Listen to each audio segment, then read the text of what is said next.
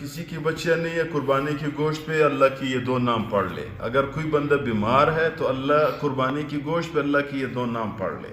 کس نے بتایا میرے بھائیو؟ کون سی کتاب میں ہے؟ مجموعہ وظائف میں حضرت نے لکھا ہوا ہے. اور حضرت کو کس نے بتایا؟ وہ کہتے ہیں ایک بہت بڑا حکیم تھا، اللہ والا انسان تھا، اس نے ہمیں بتایا کہ بھائی ہمیں خواب میں بتایا گیا ہے کہ قربانی کی گوشت پہ آپ تو لوگوں کا علاج کرتے ہو. حکماء صاحبان تو ڈاکٹر ہوتے ہیں، لوگوں کے علاج کرتے ہیں، اولاد کی بھی علاج کرتے ہیں، بیماریوں کی بھی علاج کرتے ہیں. انہوں نے حضرت کو کسی نے بتایا، وہ حکیم صاحب نے بتایا ہے کہ بھائی خواب میں مجھے بتایا گیا کہ آپ تو لوگوں کے اولاد کی بھی علاج کرتے ہو، بیماریوں کی بھی کرتے ہو.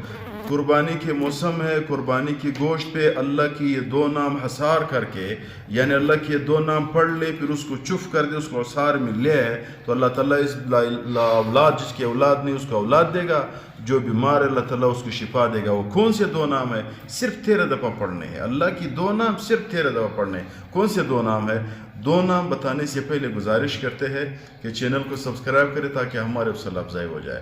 وہ دو نام کون سے ہیں میرے بھائیو؟ ایک نام ہے یا فتاحو، دوسرے نام ہے اللہ تعالیٰ کی یا قویو. اتنے زبردست نام ہے، سب نام زبردست ہے، لیکن اس دو کی ایک خصوصیت ہے. یا فتح، صورت فتح کیا ہوا؟ پیغمبر علیہ السلام پورا فتح مکہ ہو گیا. فتح نام اس لیے رکھا ہوا ہے، سب کچھ کھل گیا.